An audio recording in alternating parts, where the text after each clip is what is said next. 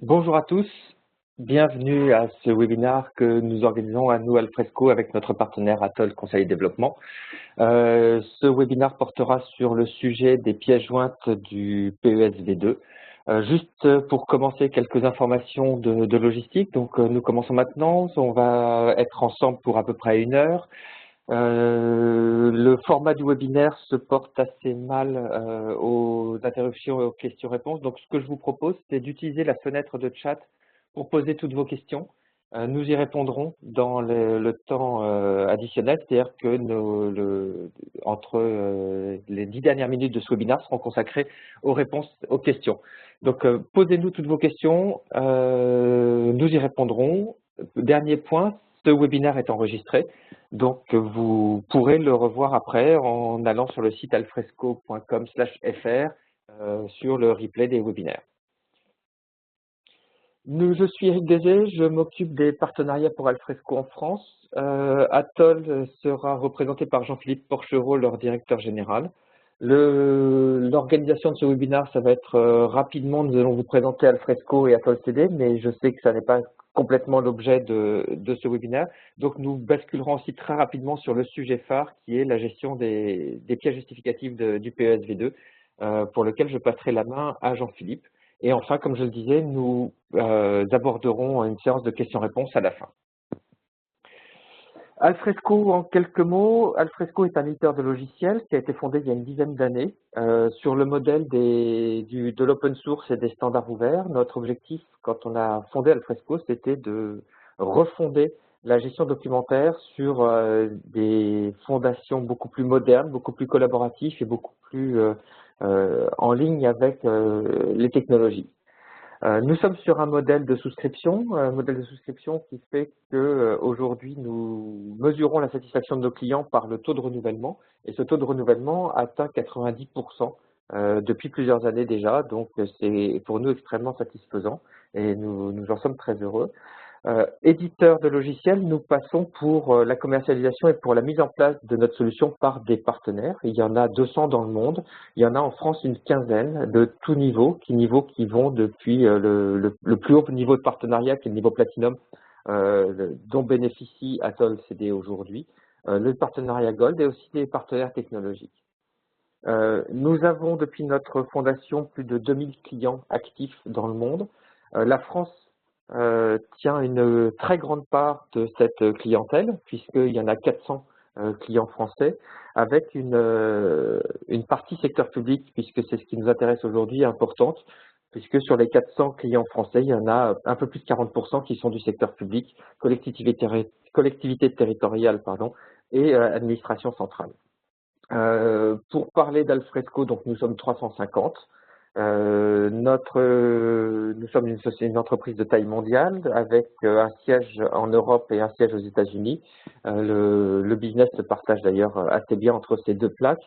Et sur l'Europe, qui fait la moitié du chiffre d'affaires de l'entreprise, la France compte pour à peu près 30%. Donc c'est un pays extrêmement important et extrêmement dynamique et précurseur dans le succès d'Alfresco. Donc Alfresco, la mission que nous nous sommes donnée, c'est d'assurer la convergence des contenus, puisque c'est une plateforme de gestion de contenu, avec les processus et la collaboration. Et le PESV2 en est un exemple extrêmement pertinent, vous le verrez tout à l'heure. Les contenus métiers critiques, ce sont tous ces documents, tous ces mails, tous ces éléments d'information qu'il faut stocker, qu'il faut gérer, qu'il faut manager et sur lesquels des processus se mettent en place. Alors, ça c'est une chose, mais l'entreprise n'est pas simplement architecturée autour d'une solution de CM ou de GED. C'est pour ça que quand on a créé Alfresco, on a voulu la définir comme ouverte. Ouverte pour pouvoir se connecter avec l'ensemble des briques d'infrastructure de l'organisation ou des organisations, aussi bien en interne qu'en externe. L'objectif étant que le système informatique, le système d'information ne soit pas simplement confiné à l'organisation, mais soit aussi capable d'échanger des informations, soit avec des organisations tierces, avec des sous-traitants, avec des clients, etc. C'est cette connaissance du marché, cette vision du marché qui aujourd'hui porte toutes les évolutions que nous apportons à la plateforme et qui font que derrière, nos partenaires sont capables de développer des applications, de développer des solutions capables de répondre aux besoins de notre clientèle. Je parlais tout à l'heure d'interne et d'externe. C'est l'objet de la solution Alfresco qui est une solution hybride avec un serveur installé chez les clients d'une part et puis d'autre part un cloud Alfresco et un moteur de synchronisation de règles métiers entre les deux qui fait qu'on va pouvoir lancer des processus au sein de l'organisation et puis faire sortir ces processus et les documents associés vers des tiers parfaitement identifiés, parfaitement sécurisés. Et puis derrière, au fur et à mesure que le processus va se dérouler, on va pouvoir faire revenir ce document, ce contenu en interne à l'organisation, ce qui va éviter des doublements, ce qui va éviter des duplications, ce qui va éviter les mails et les pièces jointes de toutes sortes de versions, etc., ce qui est un générateur de confusion et de nombreuses erreurs. Enfin, notre objectif, et je le répète, c'est une plateforme de gestion de contenu. Nous faisons ça, nous le faisons très bien. Agile, j'ai parlé d'ouverture, évolutive, puisque notre capacité et nos capacités de gestion de contenu sont énormes. On a des installations à plus de 70 000, 100 000 utilisateurs et on peut aussi gérer des beaucoup plus petits volumes. Donc vraiment, on est très scalable entre des petites organisations ou des organisations très importantes. Le marché ne s'y est pas trompé, puisque si on regarde le Gartner qui publie depuis de nombreuses années un Magic Quadrant sur les solutions ECM, Alfresco se retrouve toujours parmi les visionnaires et toujours de plus en plus haut parmi les visionnaires, puisque en 2014, on continuait notre avancée dans ce domaine. Le prochain Magic Quadrant est annoncé pour le mois prochain, sachant que si on parle d'analystes, on a aussi le Forrester qui nous a classés parmi les leaders de ce marché. C'est quelque chose qui, en 10 ans, nous satisfait énormément puisque nous sommes reconnus par les analystes et par le marché en tant que tel. Alors, Alfresco produit, bien sûr, mais Alfresco solution pour répondre aux enjeux de la transformation numérique. La transformation numérique, c'est l'évolution des organisations, l'évolution de la manière de travailler des organisations et des personnes. Nous sommes de plus en plus contraints, amenés à travailler en situation de mobilité. Et la solution Alfresco permet justement de répondre à ce besoin de mobilité, puisque quand on voit que les décideurs, les acteurs sont de plus en plus mobiles, il faut qu'on puisse être capable d'accéder à un contenu, de valider un processus en situation de mobilité sur un smartphone, sur un ordinateur, sur un navigateur dans un ordinateur tiers, etc., tout en respectant les conditions de sécurité.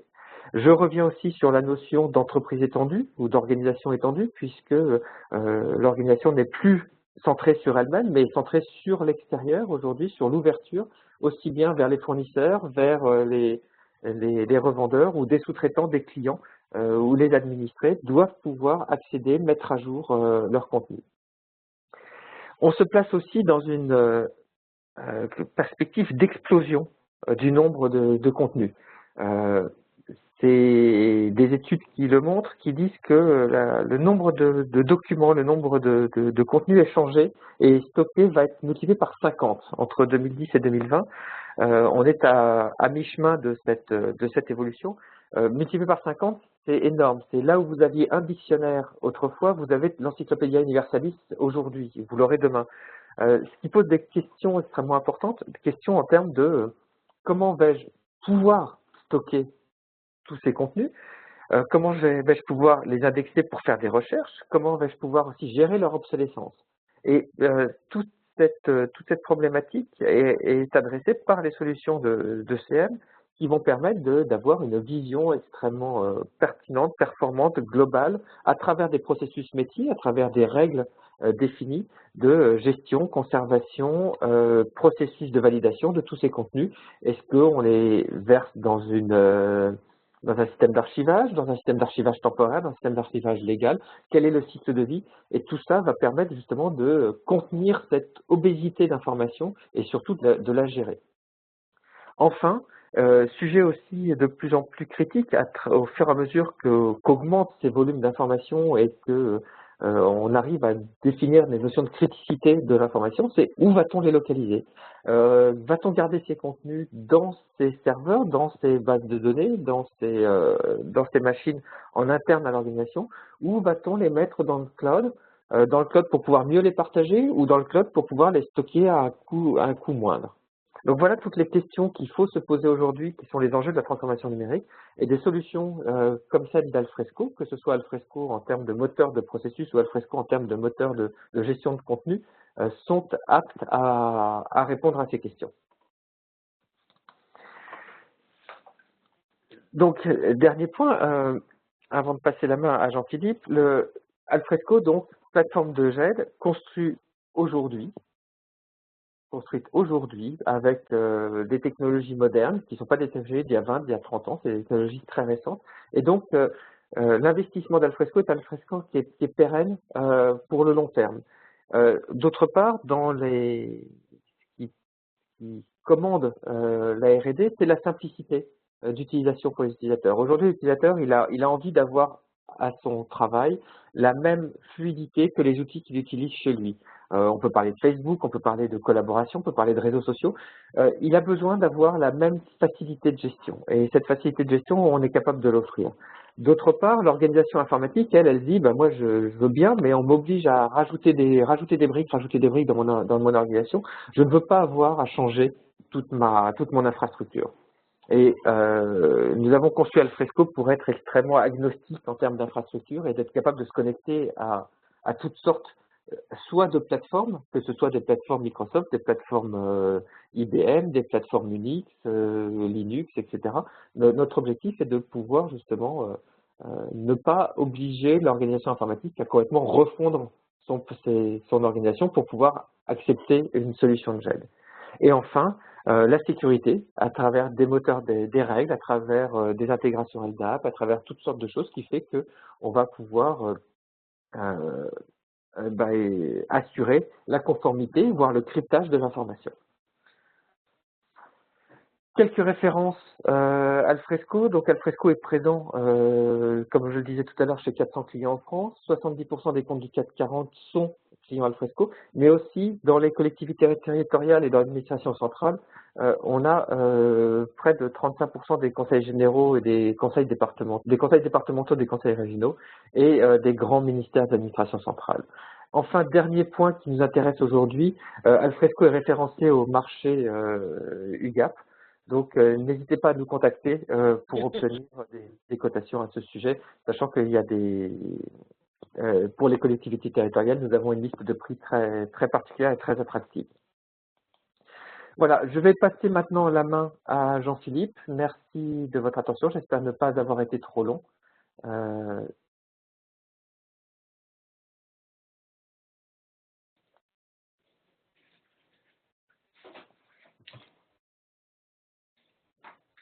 Bonjour à tous. Donc, j'espère que vous m'entendez tous bien. Donc, je reprends la main. Donc, aujourd'hui, je vais commencer par quelques mots sur Atoll Conseil Développement. Donc, on va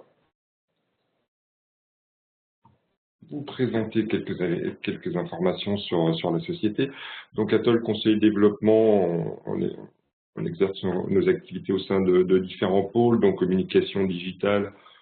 On va retrouver c'est classiquement gestion de contenu web, portail, donc autour de solutions telles que Drupal, Typo3, Jaya ou autres solutions open source. Un pôle dématérialisation qui nous amène à ce webinaire aujourd'hui avec les solutions Alfresco, Activity, des moteurs de recherche et puis des connecteurs sur des solutions complémentaires. Luxil for Alfresco pour l'indexation automatique des contenus, la sémantique, Componize pour la gestion de documentation modulaire, donc ils sont des partenaires technologiques Alfresco. Et puis, nos autres pôles d'activité, business intelligence, toujours pareil, autour de solutions open source, avec notamment Pentao, Jaspersoft, Talend, et puis un pôle développement métier, avec une forte connotation de développement d'applications, web ou mobile intégrant une composante système d'information géographique. Donc un pôle d'activité développement important chez nous. Donc Atoll Conseil Développement a été fondé en 2000, on est 70 collaborateurs. Donc avec un siège social à Gevrey-Chambertin, donc une majorité des effectifs sur Gevrey-Chambertin, et puis également des personnes sur Paris. Donc une orientation open source importante, avec voilà, les solutions que j'ai citées, hein, donc Alfresco Activity, MyDocGIS, un composant SIG qu'on a développé pour Alfresco, qui permet la géolocalisation de vos contenus dans Alfresco avec vos bases de données métiers, cartographiques métiers, et puis les solutions des intégrations également avec les solutions de gestion de contenu dans le cadre de portail intranet et autres. Également des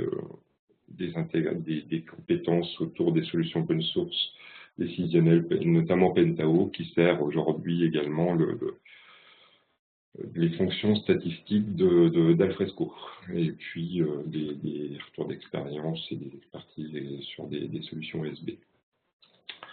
On a une forte expertise ECM, donc aujourd'hui on est partenaire Alfresco depuis 2006, donc un des plus anciens partenaires Alfresco. On est partenaire depuis très longtemps, on est Platinum depuis 2015.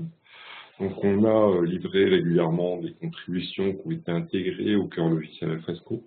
Donc aujourd'hui, nos équipes, on a 15 collaborateurs qui interviennent sur notre pôle Alfresco avec des ingénieurs architectes certifiés et puis des consultants métiers, analystes pour accompagner la mise en place des projets. En termes de modalités de réalisation de nos projets, on a un engagement fort sur nos dossiers. Donc aujourd'hui, on intervient principalement sur les projets de type forfait ou tierce maintenance applicative, accord cadre, donc qui ensuite génèrent des marchés à bon de commande avec des forfaits. Donc vraiment une forte proportion d'activités avec engagement de résultats et puis du coup un positionnement partenaire autour de notre projet. Aujourd'hui, quand on mène un projet ECM, on sait qu'on va s'engager quand même sur une mise en place progressive sur plusieurs années. Et donc, on est vraiment dans cette logique d'accompagnement sur le moyen terme, long terme de notre vie. Donc, quelques références clients. Donc, on a pas mal de références depuis 2006 autour d'Alfresco. Et puis, comme vous le voyez, pas mal de références dans les collectivités, administrations. Donc on peut citer notamment les conseils généraux des accords cadres avec le conseil départemental de la Seine-Saint-Denis, le Loir-et-Cher, la Gironde, le Calvados, la Côte d'Or, et puis les départements comme l'Hérault, voire des régions avec qui on travaille très régulièrement. Dans nos dernières signatures, on a par exemple Montpellier Métropole qu'on va accompagner justement sur la mise en place de la gestion des PJ du PS. Donc, notre approche au niveau de la mise en place des projets Alfresco, on est souvent sur des démarches itératives avec des ateliers métiers, bien sûr, et puis des ateliers métiers, mais on sert beaucoup de démonstrateurs pour animer ces ateliers, pour faciliter l'expression des besoins par les interlocuteurs métiers. C'est qu'on a pas mal de retours d'expérience, on arrive déjà avec des éléments à montrer pour essayer d'accompagner l'expression des besoins. Et puis une mise en œuvre rapide de prototypes qui nous permet justement d'avoir des interactions avec les métiers et d'arriver rapidement, de montrer l'avancement et d'arriver rapidement à des solutions efficientes en termes d'approche métier. Donc, écoutez, voilà pour la présentation d'Atoll Conseil Développement. Donc, quelques mots sur la gestion des PJ du PSV2 qui nous amène à ce webinaire aujourd'hui. Donc, le protocole d'échange, bon, il a été mis en place déjà, c'est généralisé au 1er janvier. Donc, je vais en parler très rapidement. Aujourd'hui, le PSV2 permet bien sûr la dématérialisation des titres, mandats et bordereaux, mais il permet également de transporter les pièces justificatives associées à ces dépenses ou ces recettes et aux bordereaux. Donc aujourd'hui, nos clients souhaitent profiter de la mise en place du PSV2 pour une dématérialisation complète de leurs flux financiers. Alors certains sont contraints par le des métropoles avec des exigences, mais d'une manière générale, l'ensemble des clients souhaitent faire de la mise en place du PSV2 une opportunité. Il faut déposer des pièces au format numérique, donc ils souhaitent faire une opportunité, notamment pour essayer d'optimiser leur processus de traitement et de gestion de dossier. Donc aujourd'hui, au-delà de la transmission, il y a une vraie volonté d'améliorer les processus et de profiter de la mise en place de la gestion des PJ pour mettre en place un socle de GED et des outils complémentaires qui serviront bien sûr à la gestion des PJ, mais potentiellement qui serviront à l'ensemble des métiers et des processus. Donc on revient sur la logique de GED transverse sur laquelle nous avons animé un webinaire la semaine dernière. Donc un webinaire qui est disponible, comme le disait Eric, sur le site d'Alfresco que vous pouvez regarder, qui est enregistré également.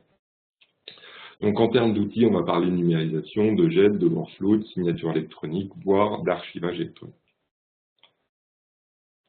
Donc l'amélioration des processus, aujourd'hui, dans les enjeux qui sont souvent fixés sur les projets, le fait d'optimiser les temps de traitement et surtout d'apporter des fonctions complémentaires aux agents pour l'exercice de leur métier et pour la gestion des pièces justificatives.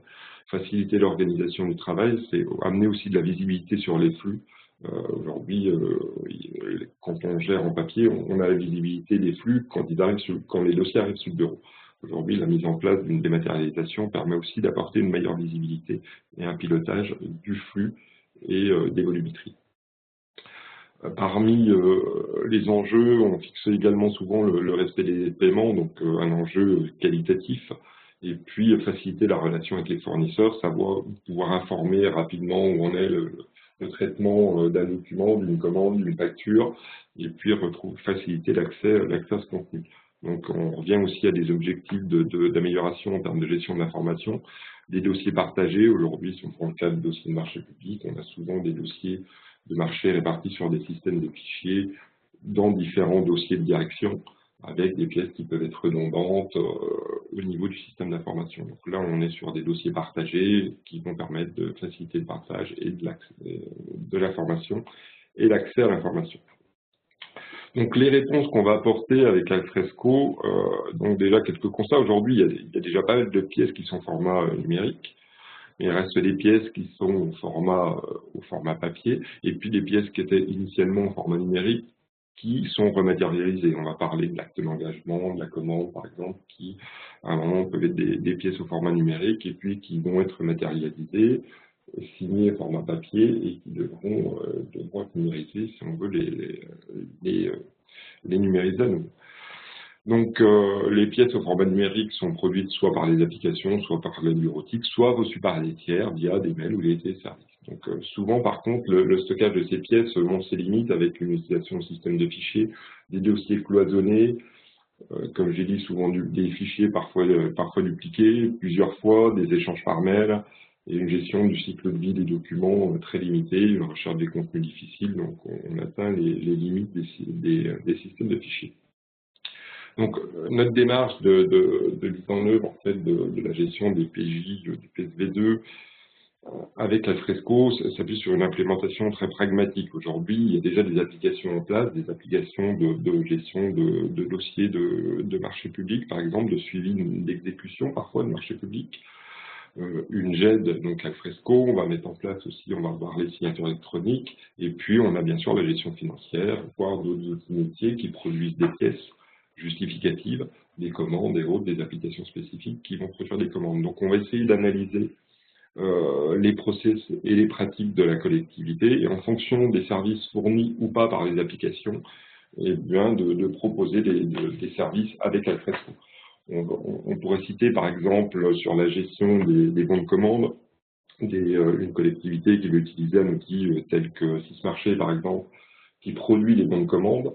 Le bon de commande va être signé via un connecteur par le paraphore, déposé dans la GED via l'application de gestion de marché. Dans d'autres contextes, la gestion des baux de commande reste des documents bureautiques. L'outil de suivi de marché est utilisé pour la phase de passation, mais n'est pas utilisé pour la phase de suivi d'exécution, ou est utilisé juste pour un suivi global des montants, mais on n'a pas de génération de bons de commande qui reste un document bureautique. Donc là, on va proposer une gestion du bon de commande avec Alfresco, une signature du bon de commande via le parapheur électronique, une notification du bon de commande par la GED. Je vous présenterai un exemple de ce type dans la suite de la présentation. Donc on va vraiment essayer d'avoir une analyse en fait des fonctions couvertes ou non par les applications métiers pour proposer des fonctions complémentaires aux agents. L'idée c'est bien de proposer des fonctions de la valeur ajoutée aux agents dans le traitement de leur dossier. Donc, pour ce faire, on utilise la mise en œuvre de dossiers métiers. L'idée, c'est de mettre en place des dossiers, des dossiers métiers avec une optimisation de la gestion des informations, des métadonnées, des règles de gestion de contenu, des workflows. Donc, on va par exemple gérer les métadonnées au niveau des dossiers, et puis avec des héritages sur les documents pour limiter les saisies et les contributions au niveau des utilisateurs. Donc, on a de nombreux retours d'expérience qu'on met au service de nos projets dans une démarche de mutualisation. On a des connecteurs, des fonctions, des modules qui permettent d'accélérer la mise en place des projets. On parlait de la démarche, par exemple, de spécification avec nos clients. On va arriver avec des démonstrateurs, on va servir de ces modules pour arriver avec des packages métiers, des démonstrateurs qui vont faciliter l'expression des besoins. Donc, et bien sûr, on accompagne nos clients dans la mise en place de relations avec les éditeurs. Donc aujourd'hui, dans les outils que j'ai cité la GED et le parapheur, donc qui sont vraiment des outils transverses. Aujourd'hui, on travaille beaucoup avec le parapheur Adulact, donc on a un connecteur avec le e-parapheur Adulact. Pourquoi deux outils? Parce qu'aujourd'hui, on considère qu'on a des interfaces optimisées pour les différents acteurs. Un agent aujourd'hui qui produit, par exemple, qui va gérer la commande au sein de la GED, va la faire signer. Il est en général pas signataire, donc il n'a pas à avoir forcément à s'approprier les interfaces du parapheur. Donc il va pouvoir tout faire depuis la GED, envoyer au parapheur, consulter l'état du traitement de sa commande dans le parapheur directement depuis la GED. Il n'a pas à s'approprier l'interface du parapheur. Et le parapheur, au même titre qu'il est utilisé par la GED, peut être utilisé par d'autres applications, comme une gestion financière, par exemple, qui va signer le FLUPES avec le parapheur. On va signer un document, la commande ou un service fait de la facture via le parapheur depuis la GED, et puis le FLUPES sera, lui, signé par la gestion financière, par le parapheur toujours, mais via la gestion financière. Donc on a vraiment des composants transverses. Donc les apports de la GED, on va constituer des dossiers métiers donc, qui vont faciliter l'accès et le partage d'informations, vraiment en limitant les contributions, avec une gestion cohérente de l'information. C'est d'avoir une unicité des documents, de gérer les versions, le cycle de vie, la validation, les différents statuts du document. Et puis d'apporter des fonctions complémentaires aux utilisateurs pour leur travail quotidien. Alors il y a des fonctions qui sont très pragmatiques, bon, les notifs, la signature, on en a parlé, mais aussi le fait d'envoyer par exemple une commande directement depuis la GED, avec la traçabilité des envois, des tableaux de pilotage, des fonctions de recherche d'accès rapide à des dossiers, et puis bien sûr toutes les fonctions collaboratives natives d'Alfresco autour du document. Donc, on propose des modèles de dossiers, des modèles de documents. Donc, on a tout un lot de packages en fait qu'on peut réutiliser dans le cadre de nos projets. L'idée, c'est que ces modèles vont faciliter le paramétrage des dossiers et vont permettre la mise en œuvre de règles de gestion, de contenu, de processus pour justement industrialiser, faciliter la validation et la gestion du flux et du process de traitement. J'ai par exemple là les informations sur un marché qui sont gérées en métadonnées Alfresco. Une facture, un document de facture qui va arriver dans le système avec le numéro de marché va pouvoir être placé directement dans le bon dossier sur la base simplement du numéro de marché. Et puis arrivant dans le bon dossier, avec le paramétrage qu'on a implémenté sur le modèle, on part d'un modèle de dossier, on va définir par exemple le service gestionnaire et la personne qui est chargée de l'opération. Automatiquement, le process de validation va affecter, les tâches du process de validation de la facture seront affectées aux bonnes personnes en fonction du paramétrage qu'on a pu implémenter sur le dossier. Voilà, on va vraiment se servir de ces modèles. Le paramétrage ensuite des informations vont permettre de décliner l'affectation de tâches, par exemple, aux bonnes personnes. Alors, ces informations peuvent être saisies en fonction du contexte justement applicatif. Les dossiers vont pouvoir être créés manuellement ou via des assistants, vont être saisis ou intégrés directement via des web services. Le numéro de marché, par exemple, sur une solution de suivi de marché, quand on notifie le marché, pour la partie suivi d'exécution, on peut très bien créer un dossier dans la GED et du coup impacter les informations en termes de numéro de marché, par exemple, et ainsi de suite. Donc on a vraiment un apport de la GED important sur la gestion des dossiers. On va beaucoup utiliser aussi le moteur de workflow d'Alfresco, donc Activity, pour mettre en place un suivi du traitement des dossiers et le pilotage des dossiers. Le pilotage, ça permet de donner vraiment une visibilité sur justement les flux d'activité. Donc on va pouvoir mettre en place des process, pas seulement aux documents, mais aux dossiers. Par exemple, la gestion d'un dossier de commande où on met ma commande, la liste des commandes en cours, on va pouvoir, ou des factures, par exemple, de suivi des factures. Donc on va vraiment pouvoir apporter une visibilité aussi sur l'activité aux différents agents et responsables au niveau par la dématérialisation.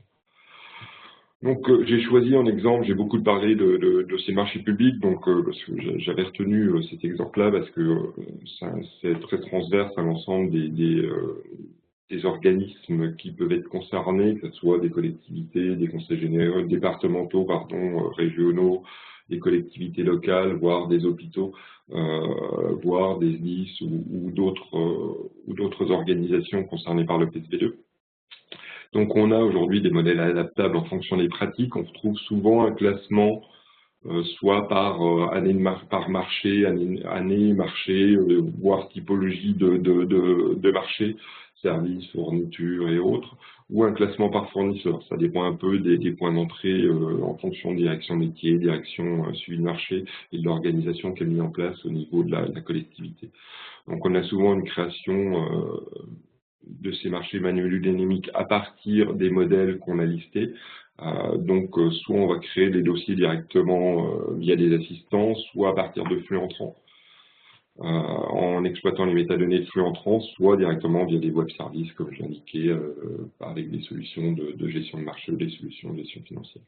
Donc un dossier, les différents modèles, on va retrouver différents modèles pour des marchés simples, marché à bon de commande, en fonction de la complexité des dossiers. On essaie d'avoir des modèles qui sont adaptables par rapport aux pratiques. Donc voilà quelques exemples. Donc on va s'intéresser pour les dossiers de marché public, soit à l'ensemble du dossier avec la partie passation, la partie consultation. Dans le cadre de la mise à jour du PSV2, parfois on s'intéresse qu'à la partie suivi d'exécution. Donc sur la droite, par exemple, on voit qu'on a des dossiers qui sont classés par fournisseur avec seulement les pièces liées au suivi d'exécution, avec les dossiers de consultation et puis les commandes factures. Alors, la mise en place de cette gestion des dossiers dans Alfresco permet aussi à vos agents de gérer des pièces qui ne sont pas forcément des pièces justificatives.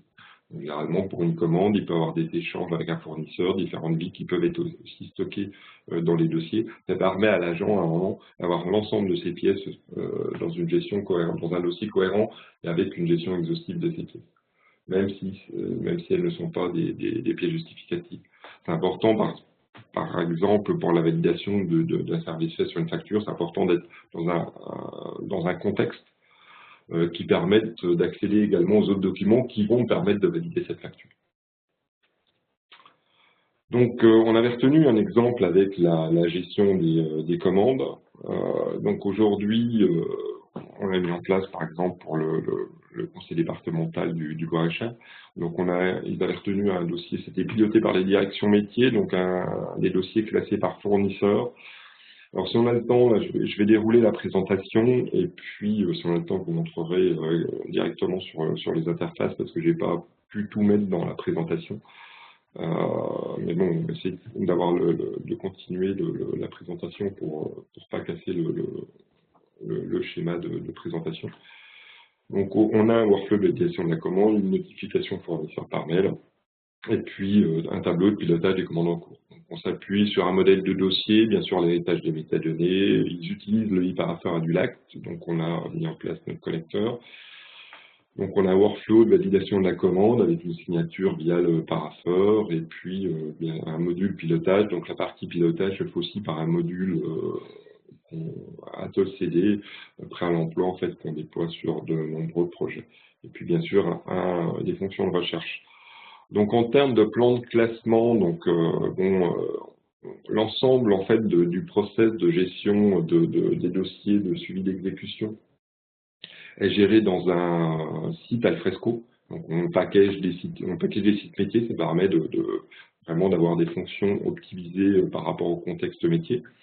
Donc, et sur le tableau de bord, de pouvoir mettre en place aussi des outils complémentaires, comme par exemple, on met en place souvent des dashboards d'accès rapide au dossier qui permettent, dès le tableau de bord, de pouvoir, en tapant un numéro de marché, un numéro de tiers ou autre, d'avoir une liste de dossiers, d'accéder directement à ces dossiers depuis le tableau de bord. Donc là, avec le conseil départemental, on a retenu un plan de classement par fournisseur. Alors on a une distinction entre les dépenses hors marché et marché, donc on traite des commandes pour l'ensemble hein, des besoins, donc que ce soit hors marché et marché, avec un classement par engagement pour par fournisseur et par engagement, par commande, quand même par engagement commande pour les dépenses hors marché, et par marché par fournisseur et marché pour les dépenses de marché public. Donc on va retrouver une nomenclature, voilà, j'avais fait un exemple avec des marchés à bon de commande, et puis on retrouve les dossiers de consultation, tout ce qui va être notification, suivi de contrat, les avenants, et puis les commandes et les factures qui sont groupées dans le cadre, là parce qu'on a un modèle de plan de classement en marché à bon de commande par commande. On va gérer les informations du tiers sur le premier niveau, on fait du plan de classement, donc avec les informations du tiers qui peuvent être saisies. Et dans le cadre d'autres projets, on a fait des intégrations avec des référentiels, notamment en général le référentiel tiers est issu de la gestion financière, puisqu'à la fin on va parler de PSV2, donc on considère que le référentiel probant pour le PSV2 est bien sûr celui de la gestion financière qui va à la fin générer le mandat, le type de recette. Donc, on a ensuite un dossier par marché, on a le fournisseur, on a un dossier par marché public. Donc, on va retrouver bien sûr les informations sur le numéro de marché. Donc là, en fonction des contextes des collectivités, soit on a l'intégration avec les outils métiers ou pas, on va avoir plus ou moins de métadonnées à renseigner. On va, quand c'est de la saisie, essayer de limiter les métadonnées au strict minimum. Donc, on a le numéro de marché, le libellé de marché et autres. Alors, je parlais de la démarche par rapport aux fonctions d'utilisation des outils métiers. On a eu des clients, par exemple, là, on voit qu'on a la date de notification de marché, on voit qu'on a une information, est-ce que le marché est renouvelable ou pas. On a un autre client qui a un outil de suivi de marché, mais qui n'a pas le module de gestion de renouvellement. Donc, il nous a demandé, par exemple, de gérer via Alfresco la partie renouvellement, parce qu'il n'avait pas le module au niveau de son suivi de marché. Un autre client va avoir le même outil de suivi de marché avec le module, nous ne demandera pas de gérer la partie renouvellement. Donc on va vraiment essayer de voir avec Alfresco les services à valeur ajoutée, les services complémentaires qu'on va pouvoir apporter aux clients. Donc dans le cas de la gestion des renouvellements, on a typiquement marché renouvelable oui, non, le nombre de renouvellements, et on déclenche un process, une tâche dans Alfresco sur un délai avant la date de renouvellement. Une tâche Alfresco, on peut générer via des lettres types, déjà une lettre type pour le renouvellement avec l'information du tiers, parce qu'on a les informations du tiers, donc on intègre, on génère du document depuis Alfresco en récupérant les informations, les métadonnées dans les entêtes, pour avoir un document qui est déjà pré-renseigné, le numéro de marché, la date de notification, ainsi de suite. Et puis ensuite, les agents vont pouvoir éditer le document, le faire valider, potentiellement signer et le notifier au fournisseur. Donc là, pour revenir au sujet sur la partie gestion des commandes, donc on voit bien qu'on a les informations, on est sur le dossier de marché, on a les informations liées au marché, et on retrouve les informations du tiers qui sont héritées du niveau supérieur. On retrouve dans les informations gestion interne le service gestionnaire chargé d'opération qui vont nous permettre d'affecter directement des tâches après dans les process de traitement. Sur ensuite un dossier de marché, on va pouvoir, alors on a beaucoup d'assistants hein, d'action, l'ensemble des créations de dossiers se fait via, entre guillemets, du clic bouton. On va pouvoir créer une commande quand on est sur un dossier de marché, créer directement une commande, ça va créer le dossier de commande. On va hériter du numéro de marché, on va hériter des informations du tiers, on va renseigner des informations complémentaires liées à la commande. Et puis, on va pouvoir démarrer le circuit de validation de cette commande. Donc, on a le circuit de validation. Alors, classiquement, hein, la gestion des commandes sont au niveau des directions métiers avec une validation juridique de la commande, une validation financière et puis ensuite une signature par le responsable via le parapheur électronique. Donc, on va avoir une gestion des métadonnées clés de la commande. Si les métadonnées n'avaient pas été renseignées initialement, quand on va initier le circuit de commande, on va redemander le numéro de la commande, le montant, les informations qui sont obligatoires au niveau des métadonnées. Et puis, on va, en fin de process, l'agent aura des actions, pourra également notifier directement depuis la GET sa commande. C'est-à-dire qu'il n'aura pas besoin même d'aller dans son système de mail et puis de rassocier le contenu pour le notifier au fournisseur. Il pourra directement l'envoyer depuis la GED. Et ça permet aussi d'avoir l'historique des envois et de tracer en métadonnées l'historique des envois. La gestion via des workflows Alfresco nous permet de bénéficier du module de pilotage qu'on met en place sur nos dossiers. Donc ça permet d'avoir en fait un tableau de bord de pilotage avec l'ensemble, en fonction de ses droits pour un service, par exemple, l'ensemble des commandes en cours. Et puis de voir l'état de traitement, les tiers concernés, l'état de traitement des commandes, leur statut, et puis d'accéder directement en fait au process de traitement de cette commande.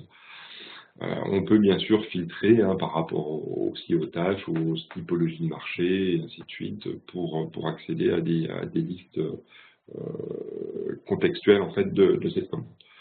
Donc j'essaierai de vous, s'il nous reste un petit peu de temps, de vous montrer ces éléments directement sur l'interface en fin de démonstration, pour que vous puissiez voir un peu ce que ça donne directement sur l'interface d'Alfresco.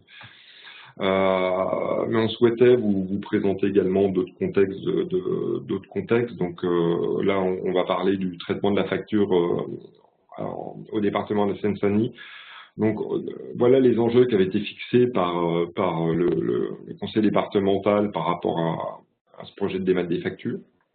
Donc on retrouve bien les enjeux que j'avais cités au début, hein, un enjeu vraiment volonté de standardiser le traitement, de limiter un peu les procédures de traitement interne qui étaient très diverses, d'améliorer la qualité, moins de manipulation de documents papier, d'essayer d'améliorer le respect des paiements, et puis bien sûr de sécuriser les échanges avec la trésorerie.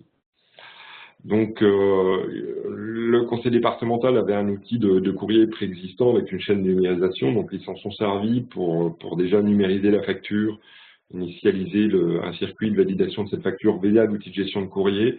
Ça permet de recueillir les métadonnées initiales qui vont nous permettre ensuite de mettre en place les processus de traitement. Donc, le document est validé et intégré en GED, donc via les informations qui ont été recueillies sur la phase de numérisation. On va générer dynamiquement les dossiers en GED, des dossiers de marché, et puis classer les documents. Et puis on va profiter aussi des informations en fait, qui ont été initialisées à la numérisation. Quand ils numérisent, ils affectent la facture à la direction et ils indiquent un numéro de marché et ils l'affectent à la direction. Donc on va pouvoir, en fonction de ces informations-là, affecter également automatiquement les droits. Donc, même chose que pour le conseil départemental Loir-et-Cher. Donc, l'ensemble en fait du process a été packagé dans un site pour avoir entre guillemets un site métier. Donc, on va retrouver, ça nous permet de bénéficier des tableaux de bord et de proposer en fait des dashlettes métiers contextuels. On a par exemple des tableaux de bord, un outil de recherche sur les factures. Avec, je détaillerai fonctionner un petit peu plus loin, la liste des factures à traiter, et puis bien sûr les flux d'activité du site. Donc, alors évidemment, en termes de gestion de droit, l'ensemble est contextuel en fonction de ses droits. Chaque direction ne voit que les informations le concernant. Donc les propriétés de la facture, voilà quelques exemples de propriétés. Alors les informations sont fournies dans la chaîne de numérisation, sont initialisées dans la chaîne de numérisation, pardon. Et puis ensuite, au sein de la GED, elles peuvent être modifiées par les agents comptables. On peut très bien avoir un numéro d'engagement, par exemple, qui était mal saisi. Donc l'ensemble, l'ensemble des informations permettent de générer dynamiquement le plan de classement. Donc les factures sont organisées par direction. Chaque direction a ses propres factures. Elles sont rangées dans le dossier de suivi financier. Donc on voit bien que demain, on va aussi intégrer des documents relatifs à la commande, au service, qui peuvent être des pièces complémentaires à la facture, par exemple, qui permettent des PV recettes qui permettent de valider. Et puis, un suivi en fait financier avec les factures à liquider en erreur. On gère bien sûr aussi les process, j'aurais pas le temps de tout détailler, s'il y a des erreurs avec un process de traitement, un workflow qui permet de régulariser des informations, de réorienter une facture, de la reclasser et puis d'intégrer ces éléments. Donc les factures sont classées automatiquement à leur arrivée en GED et si le dossier n'existe pas, la facture il est créé automatiquement, et puis si le dossier existe, la facture est directement classée au bon endroit. Donc le module de recherche permet en fait de croiser différents critères de recherche. On a des jokers pour la recherche. Les résultats s'affichent en dessous, là je l'ai masqué parce que c'est une vraie facture, s'affiche directement en dessous en fait de la dashlet, ça permet d'accéder directement à la facture. Donc on a également une petite dashlet qui liste les factures à liquider avec qui se met à jour en fonction en fait des flux de traitement. Hein. Quand une nouvelle facture arrive, elle apparaît. Quand elle est liquidée, elle disparaît, ainsi de suite. Donc le rattachement en fait des pièces à la liquidation se fait directement via l'outil de gestion financière. En l'occurrence, là c'est Grand Angle. Donc via les outils Grand Angle, pour ceux qui utilisent, vous connaissez, on est sur une liquidation, on va pouvoir rattacher une pièce directement dans Grand Angle. Donc là, on va passer par un accès en fait au dossier de marché et puis l'accès au dossier des factures et la sélection de la facture. Bon, ça c'est le dernier connecteur Grand Angle. Normalement, dans les évolutions du connecteur, on va pouvoir requêter, comme on l'a vu un peu sur notre dashlet de recherche, pouvoir afficher directement les documents qui seraient concernés par rapport à la liquidation en fonction des informations de la liquidation. Numéro d'engagement associé, numéro de marché, et ainsi de suite. Donc, pour pouvoir remonter directement, plutôt que d'avoir passé par de la navigation, pouvoir remonter directement les informations à l'agent comptable. Donc, quand la facture est rattachée de la liquidation est faite dans Grand Angle, à la liquidation, Grand Angle remonte les informations côté Alfresco via le connecteur du coup Grand Angle, notamment le numéro de liquidation et les identifiants Grand Angle, ce qui permettra de faire des recherches directement dans Alfresco sur ces informations. Donc voilà quelques exemples succincts. Alors on a d'autres exemples. Je pourrais parler par exemple des types de recettes. On a une région qui nous a demandé en fait de gérer les types de recettes dans Alfresco. De gérer, pardon, c'est lettres débiteurs. Enfin, c'est les demandes d'émission de titres en fait qu'on gère. Donc aujourd'hui, classiquement, une région attribue des subventions, gère des marchés, donc ils ont des types de recettes à émettre sur, par exemple, des trop perçus de subventions ou des intérêts de retard sur des marchés. En général, ils émettent ce qu'ils appellent une lettre débiteur. Donc aujourd'hui, c'est un document bureautique, elle a été créé directement par les agents. Donc là, on crée le dossier dans Alfresco, on renseigne les informations sur le tiers, sur les différents métadonnées clés de la demande d'émission de titres. On génère en automatique une lettre débiteur avec la cartouche renseignée, ce qui permet d'harmoniser un peu, que tout le monde utilise les mêmes modèles et d'harmoniser les documents. Ce document rentre dans un process de validation avec une signature électronique du document. Il va pouvoir être notifié au tiers. Et puis, même principe, ils ont une autre, eux, ils utilisent pour l'instant, du coup, Cedit. Donc, ils ont mis en place des outils internes qui permettent de générer des prétitres. Donc, depuis Alfresco, en fait, on va générer un prétitre qui va être ensuite transmis directement à la gestion financière. Et l'agent comptable n'aura plus qu'à valider dans la gestion financière le prétitre. Il aura déjà le prétitre créé avec la pièce justificative attachée. Donc, voilà un exemple un autre exemple de traitement. Après, on pourrait aussi parler de gestion de dossiers de subvention. Par exemple, pour les régions, on a d'autres exemples de réalisation. Aujourd'hui, dans le timing, on ne pouvait malheureusement pas tout présenter. Donc voilà pour les présentations, pour la présentation. Donc en synthèse, ce qui est important, je pense, de voir l'efficience de la proposition Alfresco pour les collectivités, agences ou hôpitaux. Donc avec une valeur ajoutée pour l'organisation des flux, avec cette capacité, avec l'ensemble des fonctionnalités Alfresco disponibles, qui permettent d'enrichir les fonctions proposées aux agents dans le traitement de leur dossier. On arrive à essayer d'amener, l'idée c'est vraiment d'amener une valeur ajoutée dans le travail quotidien, pour le travail quotidien des agents. Donc, et puis aujourd'hui, on dispose de nombreux modèles métiers. Vous avez vu des plans de classement, déjà des process de validation, des connecteurs avec des applications qui permettent de disposer, de faciliter la mise en œuvre des projets.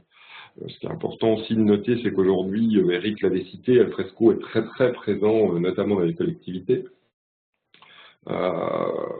Et du coup, il y a une reconnaissance importante d'Alfresco par les éditeurs qui aujourd'hui proposent, alors soit les connecteurs sont déjà disponibles, soit ils sont encore en cours de développement, mais aujourd'hui on a dans le spectre collectivité, la plupart des éditeurs de solutions métiers proposent un connecteur et avec Alfresco. Donc c'est vraiment très très intéressant dans le cadre de l'implémentation des projets Alfresco. Voilà pour la présentation, donc je pense que je suis dans le timing. Donc très rapidement, si Eric me le permet, sinon je vais lui repasser la main. J'aurais pu vous présenter voilà ce qu'on avait fait pour un exemple sur l'interface Alfresco, ça ressemble à ce que j'ai montré pour le 41. Hein. Donc là, on va retrouver les informations du fournisseur à ce niveau-là, les informations de la commande à ce niveau. Pardon, j'ai été déconnecté. Donc avec, si j'édite les propriétés, voilà l'ensemble des informations, les informations de la commande, on retrouve les informations qui ont été héritées. Pardon. Si je reviens sur mon marché ici, je vais retrouver mes dossiers de commande, vous voyez, avec la possibilité ici de créer directement une commande. Alors, pardon. Voilà, et puis voilà, la possibilité, là en l'occurrence, c'était pas une fonctionnalité qui avait été retenue de générer par exemple un bon de commande type à partir d'un modèle qui hériterait des numéros de marché, les adresses du tiers seraient déjà renseignées, ainsi de suite. Donc là, si je vais créer ma commande, et ensuite sur mon dossier de commande, je vais retrouver ici la possibilité de démarrer mon circuit de commande. Je n'avais pas renseigné les informations, donc ici, je vais renseigner directement dans le process mes informations clés. Je vais retrouver mon dossier où je vais pouvoir stocker mon bon de commande, mais potentiellement des pièces annexes. Et je vais pouvoir démarrer le process. Alors, ce qui est important, c'est que ça nous permet donc du coup de bénéficier, vous voyez, du tableau de pilotage où je vais retrouver ma commande de DZ, qui est pour l'instant la première étape, qui est une validation technique de la commande. Étape qui est assignée au chef de service dans le process, en l'occurrence, qui avait été initié ici. Et puis, du coup, on va pouvoir accéder directement à la gestion du process, à la consultation du process, où on en est dans le processus, quelles sont les étapes d'après, ainsi de suite. Donc voilà l'implémentation qui avait pu être faite au niveau d'une gestion de dossiers de marché. On va retrouver les mêmes process au niveau des dépenses hors marché. Donc voilà Eric, j'ai terminé pour la présentation, donc je pense qu'on est à peu près dans les délais. On est dans les temps, ça va dépendre en fait de toi et de ta promptitude à répondre aux questions, parce qu'il y a quand même pas mal de questions. Donc je vais me permettre de reprendre la main et pour passer à la session de questions-réponses. D'accord, ok.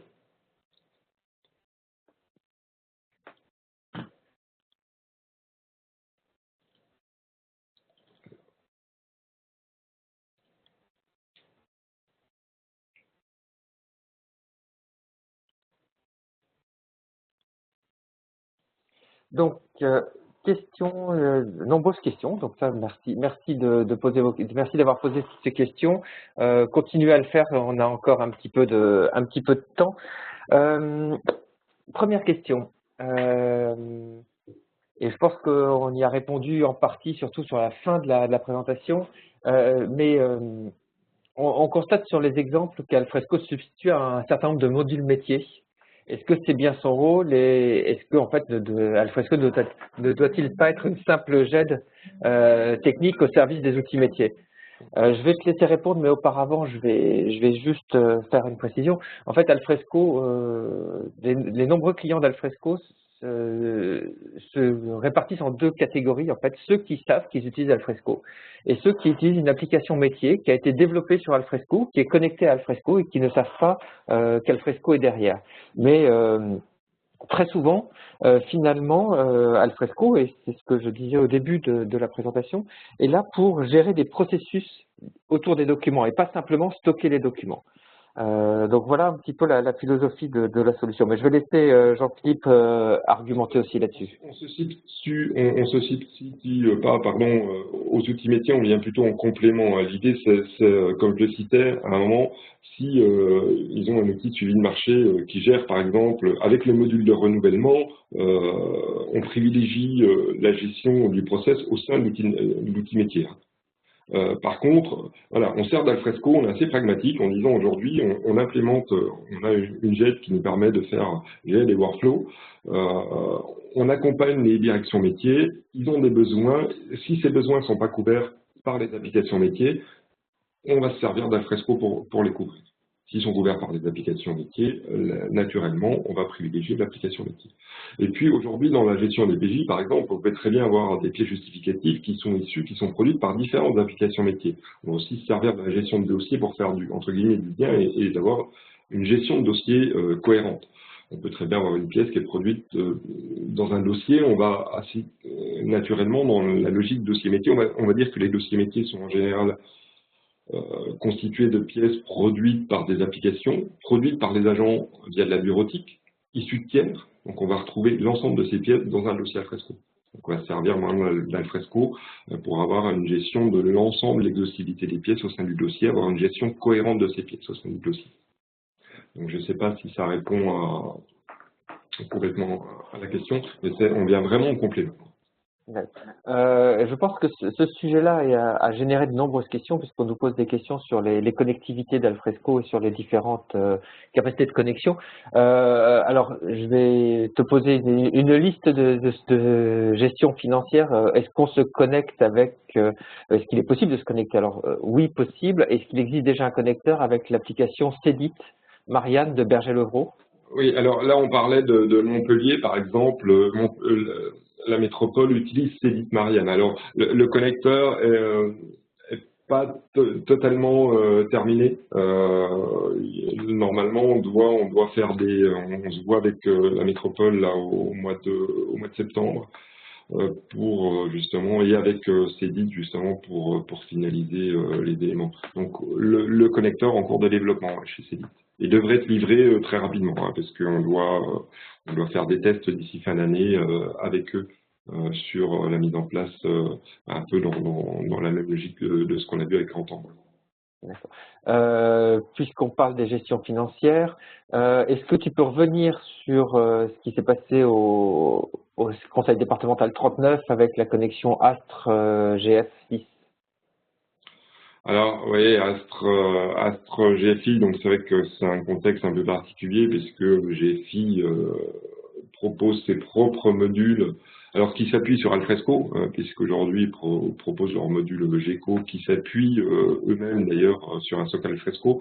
Mais c'est vrai qu'on a pas mal de clients Astre qui demandent en fait à utiliser plutôt une instance Alfresco standard, parce qu'on parlait du patrimoine applicatif. Aujourd'hui, vous pouvez très bien avoir une collectivité qui a Astre GFI pour gestion financière, peut-être un autre outil pour les RH, un outil de suivi de marché tout compte fait de Marco, SIS ou autre, et qui ne souhaite pas du coup, qui souhaite capitaliser sur Alfresco en jet de transverse et pas forcément utiliser les modules GECO qui sont plutôt aujourd'hui verticaux, quoi.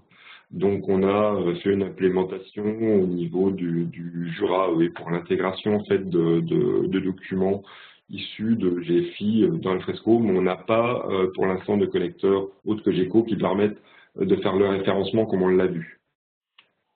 Juste pour Normalement, c'est préciser, dans les tuyaux, mais ça devrait arriver parce qu'ils ont des demandes quand même assez récurrentes de leurs clients sur ce type de fonctionnement, quoi.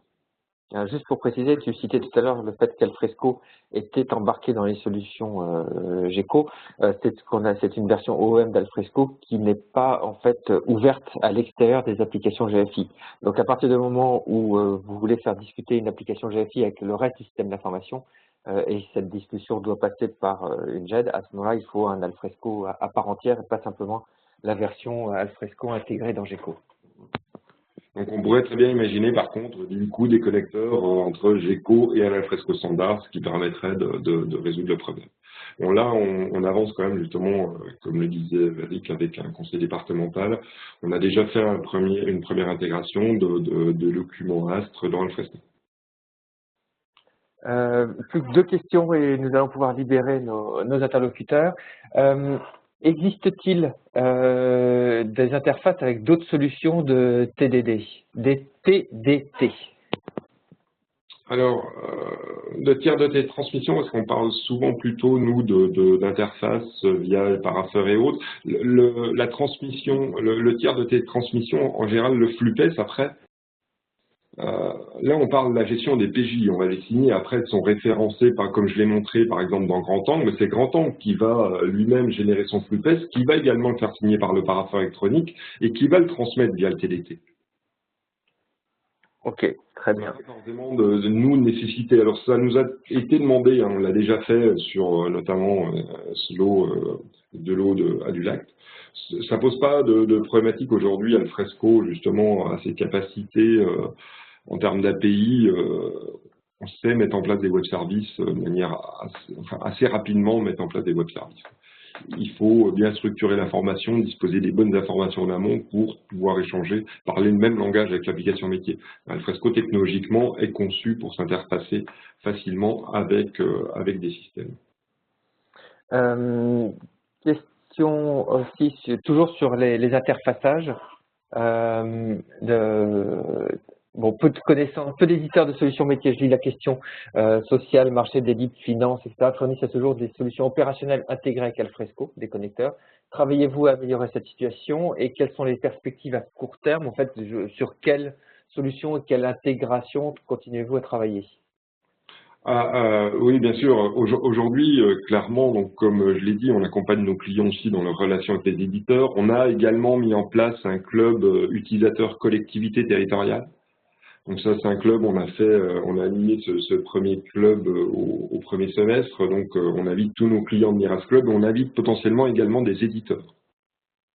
Permet d'essayer de travailler avec eux sur des groupes de travail pour mettre en place ces éléments. Donc là, typiquement sur Solis, par exemple, InfoDB, il y a aujourd'hui des spécifications qui ont été faites pour un connecteur. On a voilà différents en gestion financière, on a parlé de Cédit, on a parlé de Grand Angle, mais on pourrait aussi parler de Cyril par exemple, qui a un connecteur Alfresco, de Coriolis, voilà, on a différents éléments qui vraiment beaucoup d'éditeurs qui aujourd'hui s'engagent sur la mise en place de connecteurs Alfresco. Et évidemment, alors ça fait aussi partie de notre rôle, hein, en dehors des prestations. On accompagne nos clients, mais en dehors de ces prestations, on essaie d'être à disposition, je veux dire, aujourd'hui, de consacrer cet investissement, mais on le fait parce qu'on pense que c'est important dans la démarche pour faire avancer les choses. On consacre aussi de l'énergie de l'investissement pour accompagner ces éditeurs, hein. Voilà, on leur propose notre aide pour les aider en fait à mettre en place leurs connecteurs, valider leurs spécifications, leur fournir parfois des modèles et des éléments en termes de WebScript, Alfresco pour faciliter ces intégrations. Parce qu'on a tous à y gagner, parce que derrière pour nous ça accélère la mise en place des projets et ça permet vraiment aujourd'hui les besoins sont, je dirais, sont malheureusement beaucoup moins limités que les budgets, donc il faut essayer de trouver des facteurs de mutualisation et des démarches pragmatiques pour que les projets avancent. Ok, merci. Je vais prendre la dernière question pour moi, parce qu'elle s'adresse directement à Alfresco. Les coûts de licence Alfresco sont un frein au déploiement de la solution dans les collectivités. En êtes-vous conscient? Oui. Et quelles sont les orientations de votre politique tarifaire vis-à-vis des collectivités? Je vais revenir là-dessus. En fait, nous avons, à l'attention des collectivités, développé une liste de prix spécifique qui est fonction de la taille des collectivités. Quel que soit le type de collectivité, ça va de la commune, la communauté de communes, l'agglomération, le département et la région. Donc, pour avoir des informations là-dessus, n'hésitez pas à prendre contact avec nous, soit à Toll, soit directement à Alfresco, et on vous apportera des réponses qui seront les réponses associées à la taille de votre collectivité. Ça, c'est vrai que Eric a raison d'insister là-dessus, parce que c'est un travail qui a été fait, qu'on a mené avec Alfresco. Alors, on intervient beaucoup sur le secteur des collectivités, donc nous et d'autres partenaires qui interviennent aussi, on a vraiment, je pense, un travail important là-dessus pour essayer de retrouver des tarifs qui soient vraiment pertinents par rapport à la dimension de chaque organisation, quoi. Donc, Alfresco et Fabien Gauthier ont fait un travail important en fait avec Eric sur l'élaboration de ces tarifs. Donc, je pense que ça aujourd'hui, comme je disais, je pense qu'Alfresco est très bien positionné. Aujourd'hui, les éditeurs identifient clairement cette solution comme la solution de GED pour les collectivités, et donc développent des connecteurs avec cette solution. Donc, je pense qu'il faut vraiment qu'on capitalise sur Alfresco pour justement avoir des vraies démarches de mutualisation et faciliter la mise en œuvre des projets GED au sein des collectivités, parce qu'il y a vraiment des ROI importants avec Alfresco. Merci beaucoup. On a exposé l'agenda, enfin pas l'agenda, mais en tout cas les horaires. Donc je vais conclure. Potentiellement, Eric me les transmettra et je pourrai y répondre par mail ou par d'autres biens. Tout à fait. Donc, on a été très ambitieux pour cette rentrée en termes de webinaires et de communication à l'attention de l'ensemble de nos clients et de notre marché. Donc, vous avez là sur l'écran la liste des webinaires qui sont prévus dans les 4 prochaines semaines. N'hésitez pas, si vous êtes intéressé, à vous y inscrire, à les suivre. C'est quelque chose qui est très important. Si vous avez raté une partie ou si vous avez raté le dernier sur la jet transverse animé par Atoll CD également, vous pouvez le retrouver sur notre site web alfresco.com/fr. N'hésitez pas. Et puis, de toute façon, nous sommes toujours joignables, et soit Atoll, soit nous, pour répondre à vos questions et vous aider à avancer sur vos projets, et faire en sorte qu'Alfresco soit là pour résoudre tous vos problèmes, quels qu'ils soient. Donc, merci de votre attention, merci d'être resté pendant ces 70 minutes avec nous. Et puis, n'hésitez pas, si vous avez des questions auxquelles nous n'avons pas répondu, à nous les reposer par mail ou globalement. Merci, à très bientôt sur une prochaine émission. Je vous souhaite Merci à tous pour votre participation. Voilà, je vous souhaite une bonne journée et à très bientôt. À nous consulter si vous avez d'autres questions.